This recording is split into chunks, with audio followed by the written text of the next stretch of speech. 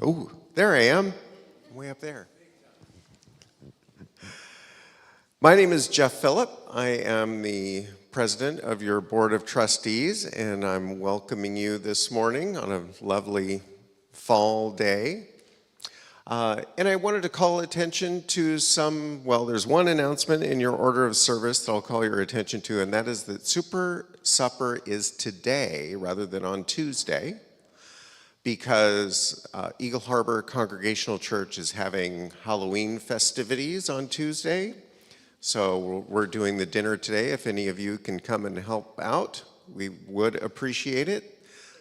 People generally show up around 4 o'clock, 3:30 or so to start getting all the food ready and then serving folks. The other thing that I will mention is that there is a volunteer opportunity form on the back table. If you're interested in helping out with anything, please go back and take a look at that, and you can give that to me or any of the other trustees, and we'll connect you up with folks. Thank you.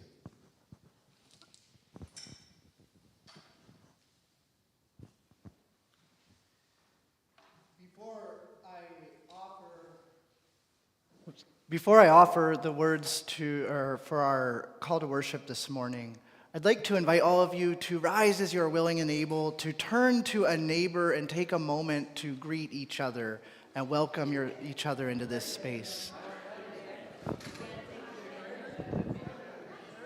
Hey, I know. It's hit or miss. Some people like it, some don't. When else do I get to wear a dress?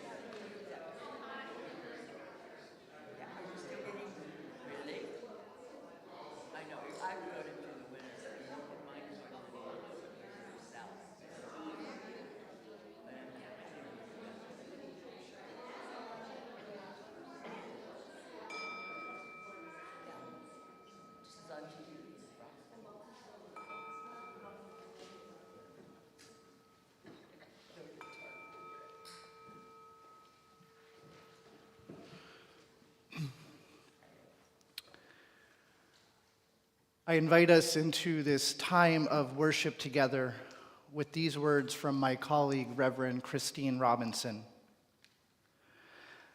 At this darkening time of year, our thoughts turn to things past, to life retreating.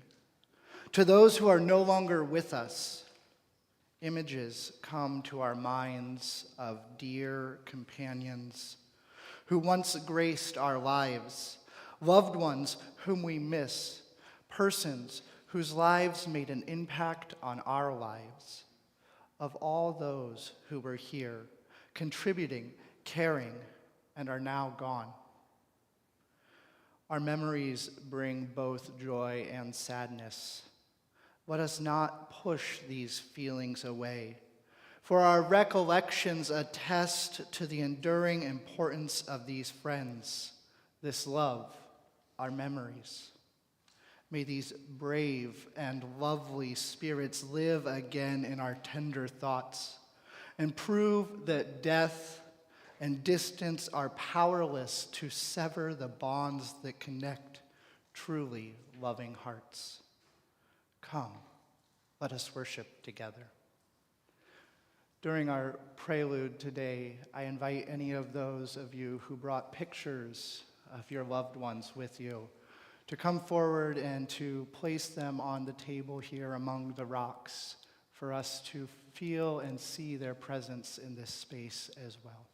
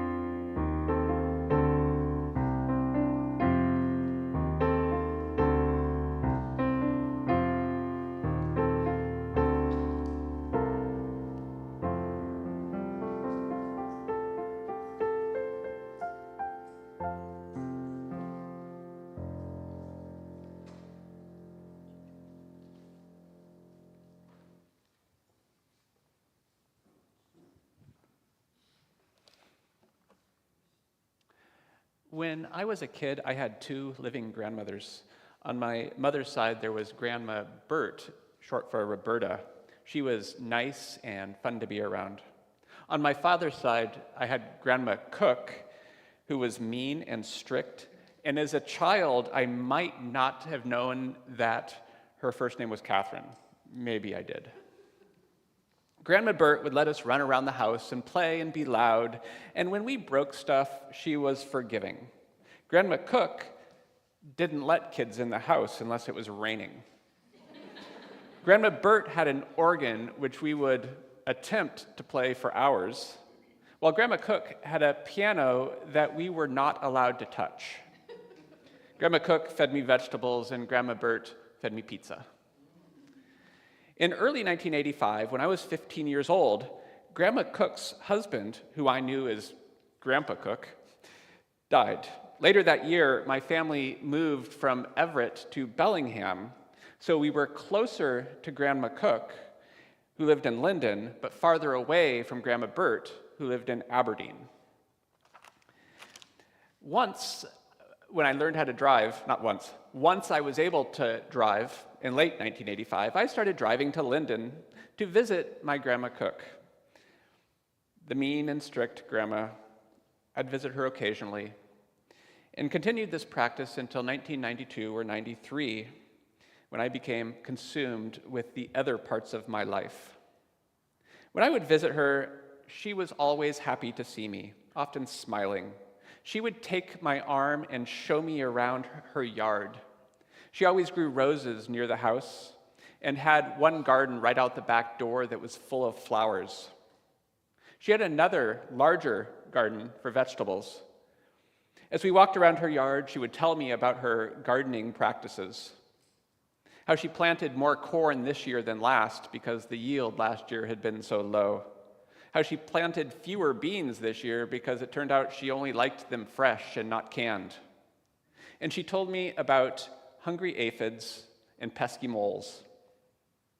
Later on, she would tell me about mowing her large yard on her riding lawnmower, and how, now that she was older, sometimes it would take 2 days or maybe 3. I also learned that she had friends. They called her Katie. She died in 2003. For a while, I thought that the death of my grandfather had changed my grandmother from this mean, strict person into a happy gardener. But I'm not really sure. There's a good chance that as a child, I was just too oblivious to notice anything about her other than the superficial. I was unable to notice until I was older and able to spend some time alone with her. Maybe she didn't suddenly become someone else. Maybe any person who lives a long and full life will be more than just one thing. I dedicate the lighting of our flaming chalice to the people that we were never able to know well enough. Please join with me in repeating our affirmation as printed in your order of service. As we come together to worship, we remind ourselves to treat all people kindly because we are one family, to take good care of the earth because it is our home, and to live lives full of love and goodness because that is how we will all become the best that we can be.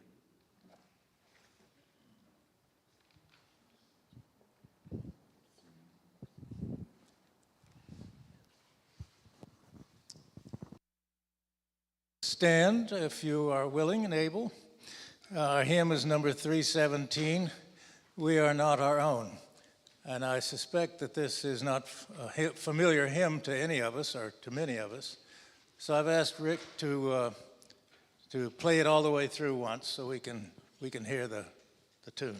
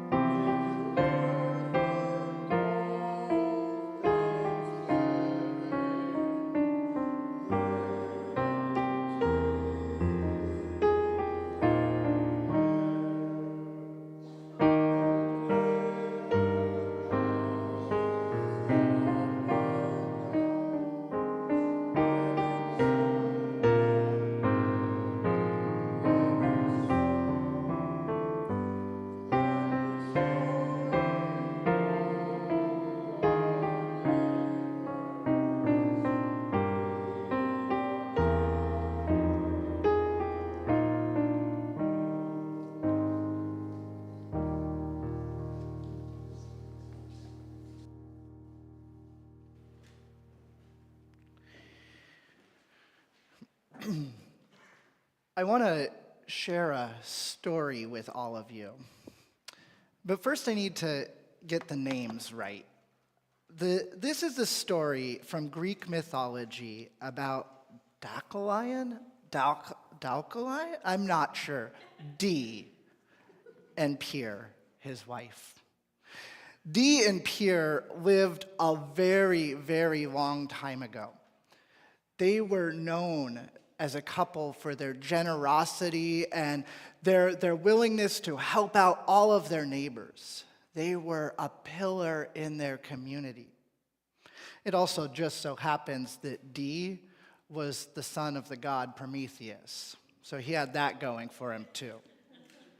They were loved by many, including the gods, but they were an exception in their community. Not everyone who lived was so kind and caring, willing to share of their harvest and food, inviting people into their home. In fact, during the time that Dee and Pyrrha lived, many people weren't acting so nice towards each other. There was a lot of violence, and people were always taking other people's things. That caused fighting as well. Well, one day, Zeus, sort of the king of the gods, decided, I am sick and tired of all this. There's nothing but problems coming from down there on earth, and I hear these people fighting all the time, and I just want some peace. So he did what gods do and decided that, I'm just going to start over. Wipe the slate clean, send a great flood, and whatever comes next will come next. But at least I'll be done with these annoying people. Most of the gods at the time seemed like, yeah, we're kind of tired of this. But then they thought, and they remembered Dee and Pyrrha. They said, well, we kind of like them. They're really, really great people, and we kind of are their friends now. We've got to know them. But Zeus was clear. All of the earth needed to be reset, including Dee and Pyrrha. Well, Hermes, the messenger god, was not having this. And so one night, while Dee and Pyrrha were sleeping, he flew down. And there by his bedside, he whispered to them that they were to awake the next day to build a boat because there was a great flood coming, and that they would ride the flood out in this boat. The next morning when they woke up, they set out building this boat as quickly as they could. It wasn't a big boat like in some stories that you might recognize about a flood. In fact, it was a small boat, just big enough for the two of them, which was great because no sooner had they finished building the boat than it started to rain.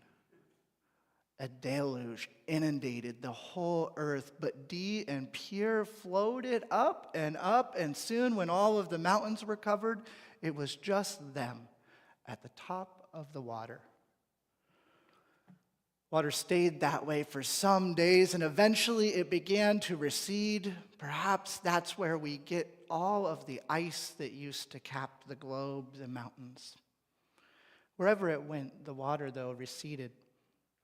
And eventually, Dee and Pyrrha found themselves back on the surface of the earth as the only two humans. It was lonely. There was no one but the two of them. And I don't know about you, but as much as I love my husband, I don't want to just be stuck with him every single day. They started crying, and soon Hermes, hearing them, flew down again and said, "Why are you crying? You have been spared from the catastrophe." They said, "But it's so lonely here." Hermes shook his head and said, "Don't cry. All you have to do is go set out wandering the earth. And as you wander, take the bones of your ancestors and throw them over your shoulders, and where they land, people will come into being." Great. They set out walking, but soon realized that in the flood, everything had been swept away. They couldn't find a single bone, let alone a bone of their ancestor. The two started crying again, and suddenly Pierre, in frustration, picks up a stone from off of the ground and just throws it over her shoulder. And there where the stone lands, a person sprung up from the earth. It was in that moment that the two realized that the bones of our ancestors are the stones of the earth. That just as we live on the earth as humans, we came from the earth too. And so they set out. And as they walked, they threw stones over their shoulder everywhere they went. And for some people, it's believed that is how we got here today. That is all of our story for this morning. But before we prepare to sing our children out to their classes, I was wondering if I could have you come forward and to help me place some bones of our ancestors on the table here. Could I get some help? And you could come forward too. Well, you're a kid too now. You place a.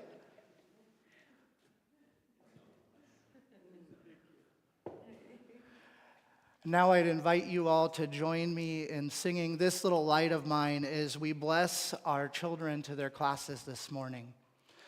This little light of mine, I'm gonna let it shine. This little light of mine, I'm gonna let it shine.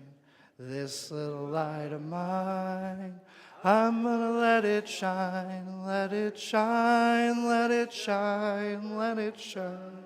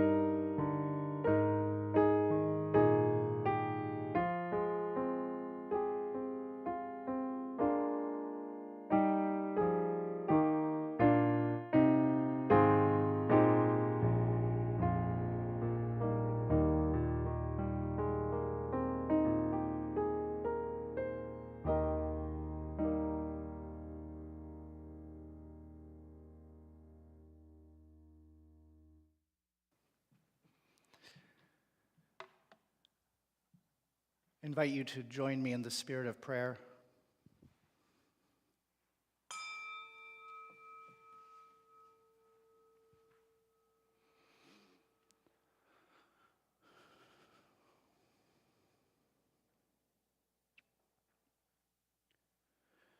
Spirit of life and mystery, we come together in this moment as one strong body gathered in the sanctuary of this hour, enveloped by the light that shines within, among, and around us. Blessed be us and all of creation. Blessed be those who are gathered here physically in this space and virtually online. Blessed be those who are on our mind today, those who cannot be here, those who are no longer with us. And blessed be all those intricate connections we share that escape naming, and yet are such a palpable part of what it means to be who we are. The world is not always easy. War and rumors of war permeate the news and information streams that undergird our reality. Hamas and Israel, Ukraine and Russia, continued police brutality, white supremacy, our own colonial legacy, the continued environmental degradation that we all face and are part of, homophobia, transphobia, intentional ignorance and hate, jealousy and envy, materialism, nationalism, capitalism, and self-interest. And yet, in spite of all of these forces, here we find ourselves gathered together in hope. May this gathering connect us through time and space to our deepest values, bringing us peace and comfort, and helping to fortify us to be a source of love in a hurting world. May it be so. Amen.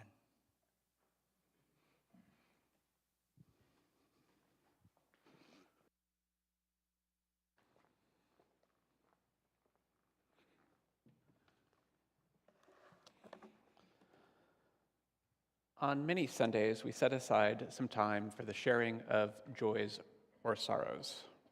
If you have a joy or sorrow that you would like to share, please come forward, state your name, and in a few brief sentences, share your joy or sorrow. You can pour a little water in the bowl for a joy so that we may all be buoyed up. Or you can place a stone in the bowl for a sorrow so that we may all share your burden.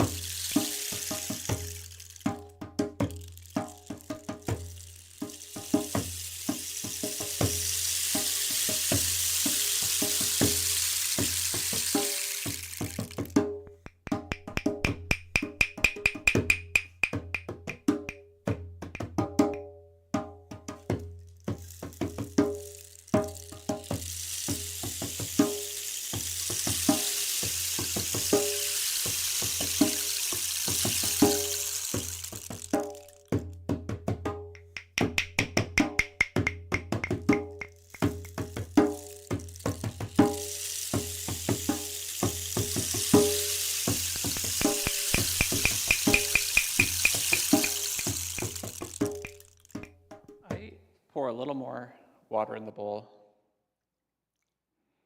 And a final stone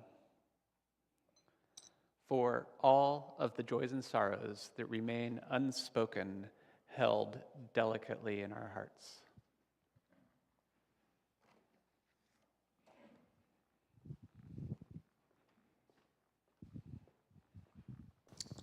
I invite you to stand and sing together our centering hymn, number 101, Abide with Me.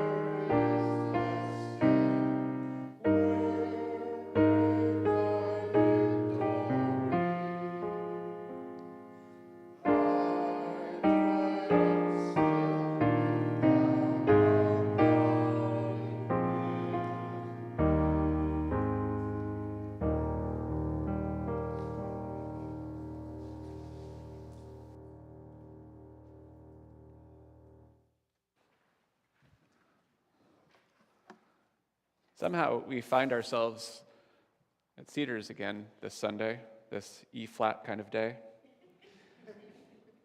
It's a place where we can escape the weight of our ills and the bitterness of our tears. I will triumph if each of you will abide with me, and so will you. We can triumph together.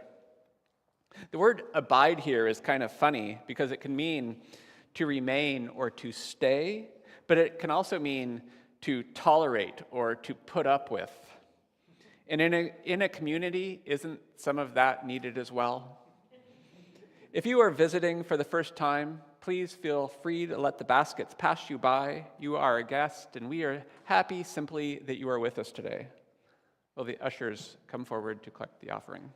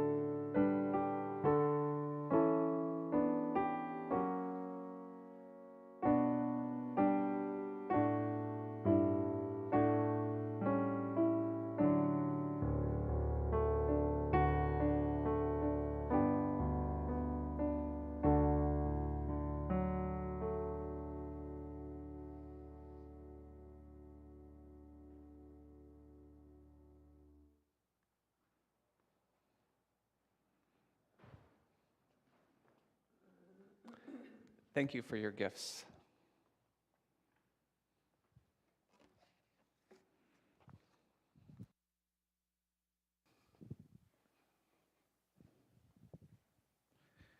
I just want to take a moment to see everyone who is gathered here with us today. All those of blessed memory who will join us in this room.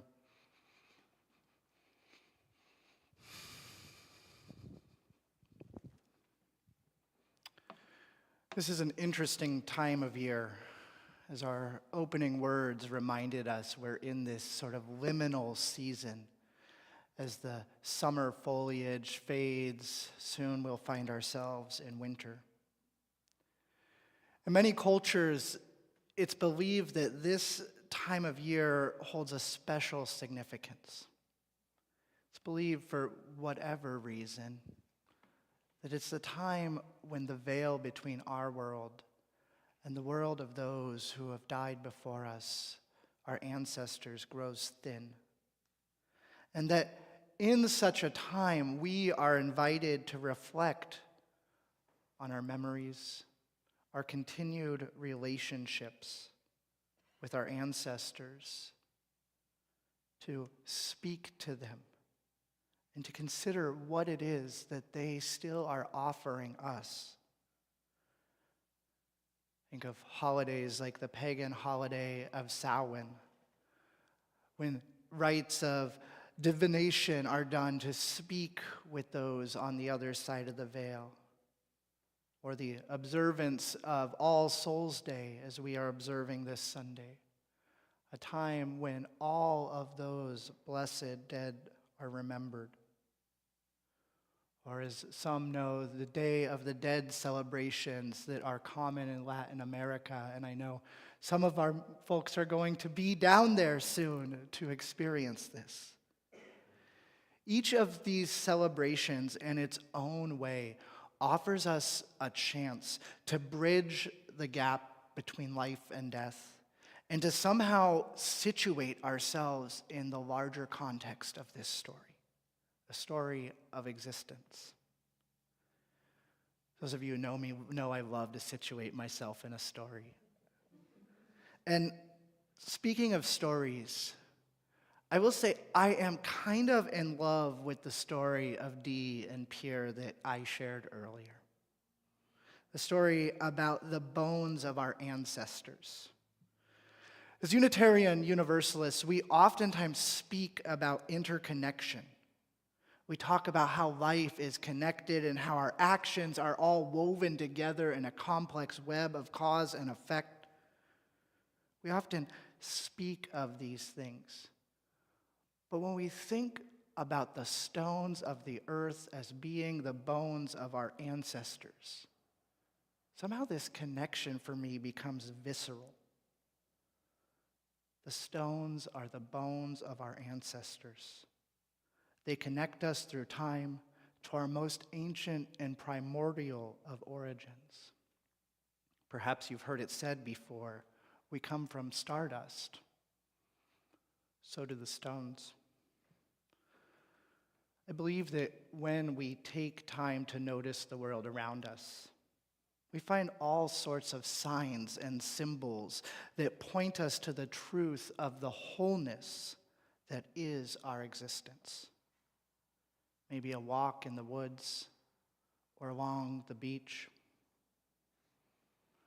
Maybe it's a conversation with someone or a memory that comes to mind. And other times, maybe it takes the literal god Hermes descending from Mount Olympus, telling you to wipe the tears from your face and remember that the stones of the earth are the bones of your ancestors. I haven't had that grand of an experience myself, but it could happen. Some years ago, I experienced a time when stones reminded me of my ancestors. At the time, I was participating with an earth-based group, and we were observing the holiday Samhain that I spoke of earlier.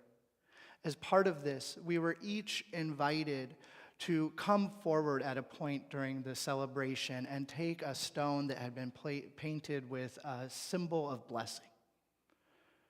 We were told to think of those ancestors who have gone before us, to think of our loved ones, our friends and family, our ancestors, and to, without bringing our logic into it, to let our intuition guide us and select a stone with a symbol. To let our intuition guide us, not knowing what symbol we might end up with or what it means. And then to figure out what our personal relationship and meaning for this symbol was. To figure out what it was the ancestors were trying to tell us with their bones. I want to invite us into a version of this ritual. You may have noticed among all of the photos of our beloved dead, there are many stones that have been painted. These stones are special. They've been touched by many hands. A group of us several weeks ago went and collected them from the beach at Point No Point, and they were washed and prepared. Others gathered at the Cedars Center to paint them with symbols of blessing for all of you. Then I sprayed them with a sealant so the symbols will stay on there. And now they are here as an invitation to you to think about your connection to the bones of your ancestors, to the stones of the earth, to select one and to meditate on the message it has to offer. And so I invite you now to take a breath with me.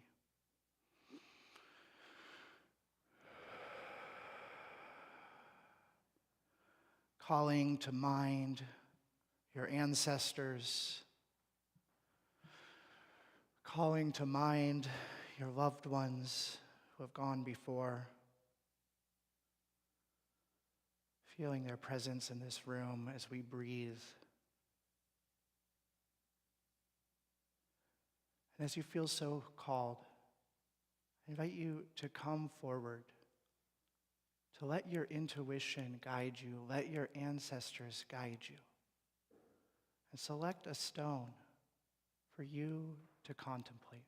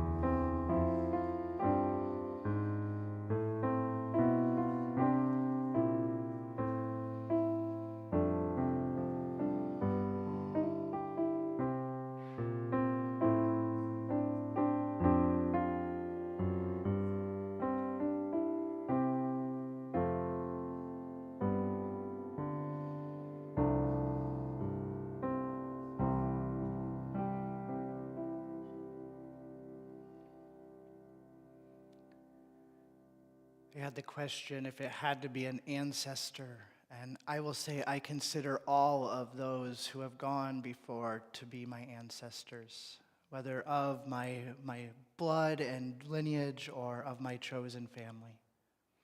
And so I invite you to think of those who are speaking to you in this moment, to hold your stone and take a moment and ask what it means to sit and listen, feel that connection.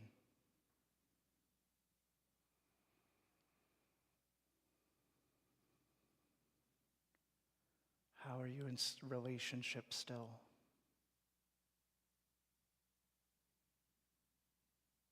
What wisdom and blessings?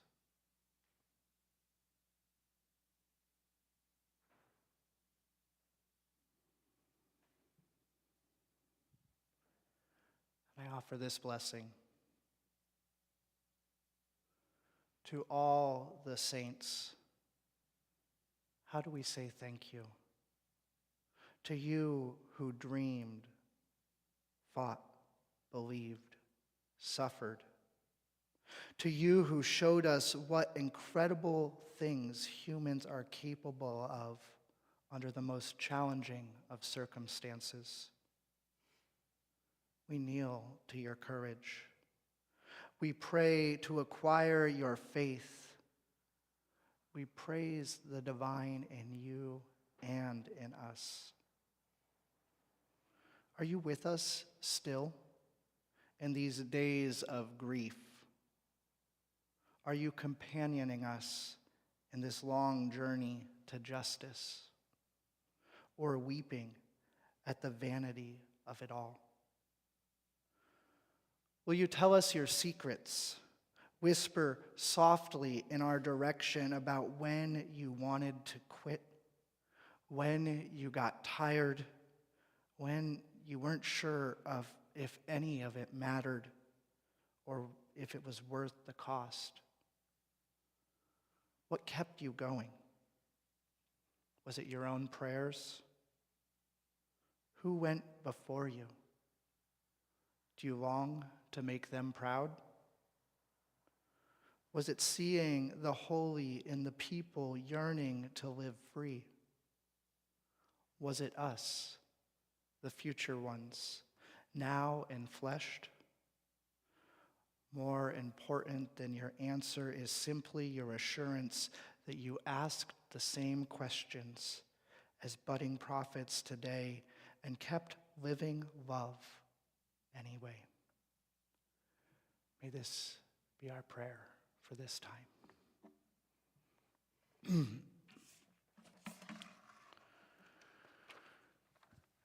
I'd invite you to now rise as you are willing and able as we prepare to sing our closing hymn of our service today.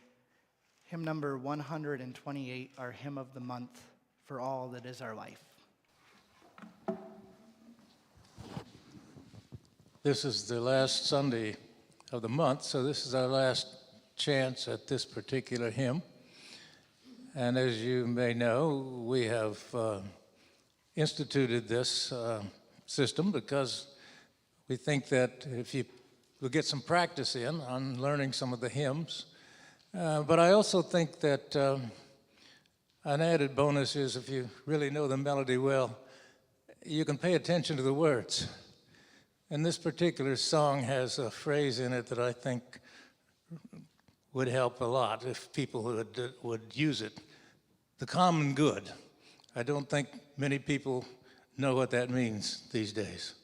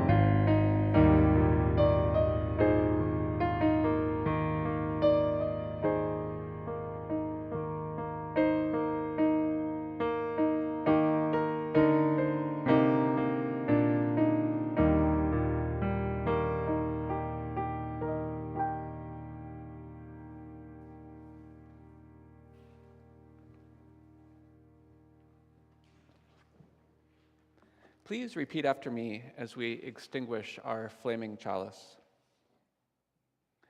We extinguish this flame, but not the light of truth. The warmth of community or the fire of commitment. These we carry in our hearts until we are together again.